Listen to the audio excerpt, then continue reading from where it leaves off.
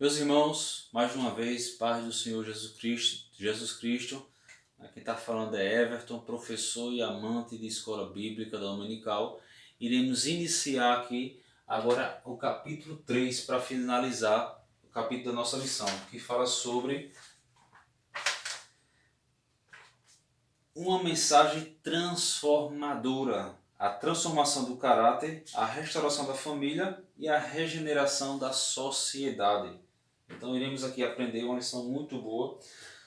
Fala disso a regeneração, transformação, como diz aqui a própria lição, né? Uma mensagem transformadora. Estudamos o Antigo Testamento que apontava para Cristo. No segundo capítulo estudamos e aprendemos sobre a mensagem de Cristo, o arrependimento do reino dos céus, né, onde Cristo ele é a consumação da lei. E no terceiro capítulo aqui da lei, os evangelhos revelam a Jesus, lição número 8, fala sobre transformação de caráter, uma mensagem transformadora. E todos que são transformados, ele tem o seu caráter transformado, ou seja, caráter significa maneira de agir ou expressar-se de uma forma mais reduzida, certo? Então, o nosso caráter ele é transformado pelo Evangelho de Cristo. Então, caráter significa maneira de agir ou de expressar-se.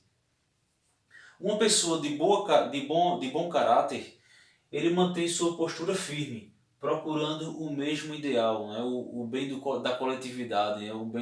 Ele olha para as coisas e nunca se desvia, mas permanece no seu foco, né? Focando, ou seja, tendo o mesmo ideal. Já uma pessoa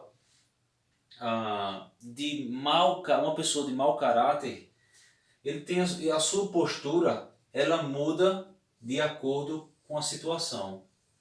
Então, uma pessoa de mau caráter, ele vai ter a sua postura mudando de acordo com cada situação. Se a situação for favorável para ele, ok. Se não for favorável, ele vai mudar o caráter ali, vai mudar o semblante e todos vão perceber. Então, a mensagem de Cristo, ela transforma o nosso caráter. Glória a Deus. Ou seja, caráter, ele é um componente da personalidade. Ele é um caráter da nossa personalidade. Ele é um componente da nossa personalidade. Ou seja, até uma pergunta. O caráter, ele é herdado ou é adquirido? Eu coloquei aqui. O caráter, ele é adquirido e não herdado. Ele é adquirido através dos ensinos que nós recebemos, do ensino que nós recebemos. Ele é adquirido da nossa sociedade, da nossa cidade, do convívio, de como foi a nossa criação em casa. Como tudo isso aqui é um conjunto de obras que nós adquirimos. O nosso caráter ele é adquirido e não herdado. Tem pessoas que tinham os pais ignorantes e os seus filhos é uma pessoa já mais pacífica, né, de caráter. Ou seja, o caráter, porém, eu até coloquei aqui, ó, porém, se uma pessoa tem um mau caráter, ele pode ser transformado pela palavra de Deus. E mesmo que tenha um bom caráter, também o seu caráter é moldado. Por quê? O caráter ele pode ser forjado, o caráter ele pode ser mudado, o caráter pode ser transformado, glória a Deus, pela palavra de Deus, certo? Então, para vocês entenderem, então o caráter do ser humano, como diz aqui no capítulo 3 aqui, uma mensagem transformadora, a mensagem de Cristo transforma as pessoas, molda o nosso caráter, certo? Vamos lá. O nosso decálogo, que é os 10 mandamentos, certo? Que é ali os 10 mandamentos dados por Deus, o decálogo, né? Os 10 mandamentos, eles, o decálogo ele tem muito a ver com o modo de viver, porque eram mandamentos de Deus para o povo. Ou seja, os três primeiros mandamentos têm a ver sobre a teologia, né?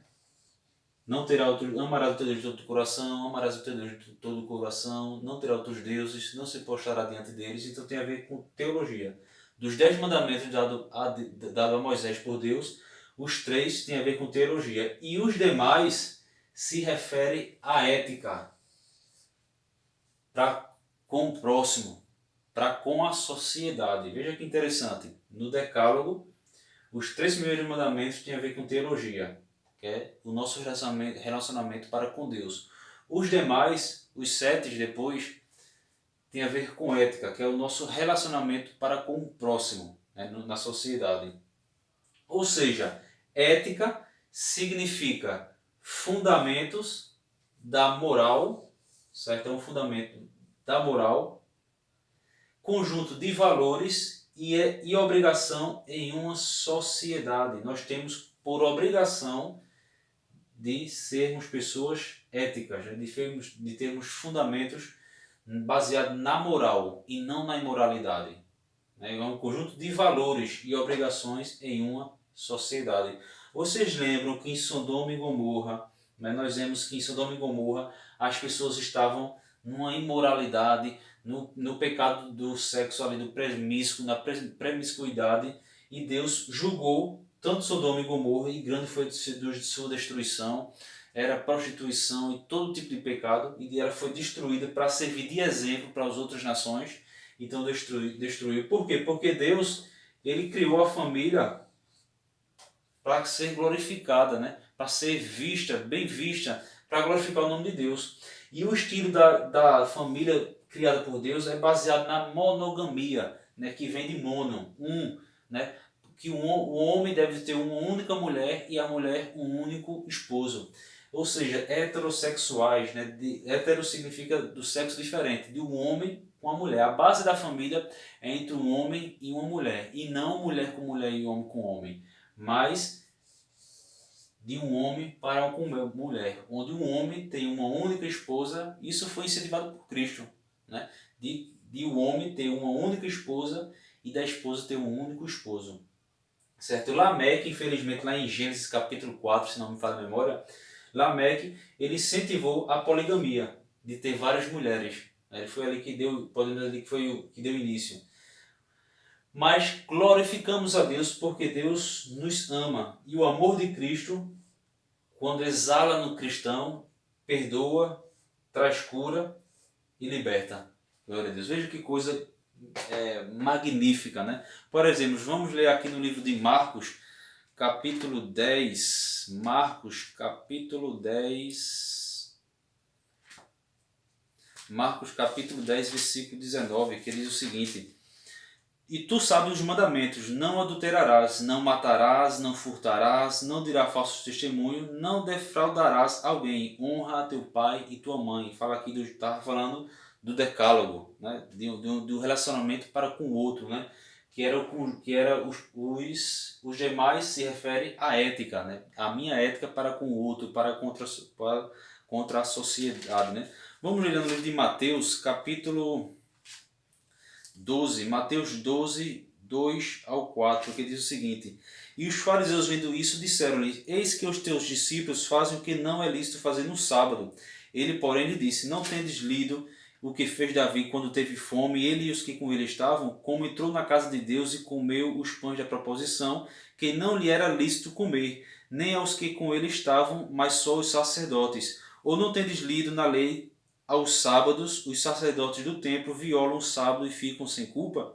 Pois eu vos digo que está aqui quem é maior do que o templo. Mas se vós soubesseis o que significa misericórdia quero e não sacrifício, não condenarias os inocentes, porque o Filho do Homem até do sábado é o Senhor. Por que eu li aqui? Porque nós vemos aqui que do decálogo, né, todos os 10 mandamentos foram incentivados por Cristo, exceto a guarda do sábado. Ou seja, todo o decálogo, que é os 10 mandamentos, foi traduzido em 2. Amarás o teu Deus de todo o teu coração e de toda a tua alma e de toda a tua força e o teu próximo como a ti mesmo. Então nós vemos que Deus ele resumiu, exceto a guarda do sábado. Vamos ler lá em Mateus ainda, capítulo 22. Mateus 22, 37 e 40. E Jesus lhe disse: E amarás o Senhor teu Deus de todo o teu coração e de toda a tua alma e de todo o teu pensamento. Este é o primeiro e grande mandamento. E o segundo, semelhante a este, é: amarás o teu próximo como a ti mesmo. Desses 2 mandamentos dependem toda a lei e os profetas. Glória a Deus. Para finalizar, vamos ler aqui no livro de Romanos. Romanos, capítulo 13. versículo 10, que diz o seguinte: o amor não faz mal ao próximo, de sorte que o cumprimento da lei é o amor. O amor perdoa, traz cura e liberta. Glória a Deus. E para finalizar aqui, livro de Hebreus, capítulo 12, versículo 14. Segui a paz com todos e a santificação, sem a qual ninguém verá o Senhor. Amém, meus irmãos? Vou parar por aqui. Deus os abençoe. Espero que vocês tenham aprendido. Foi um breve resumo. Já convido você para que na sua congregação você venha frequentar a escola bíblica dominical. Tem algumas escolas que são no domingo pela manhã e outras são de dias durante a semana à noite. Mas visite a escola bíblica para que você venha aprender e também ensinar, que a escola bíblica nós aprendemos uns com os outros. E, amém? Deus os abençoe e obrigado por tudo.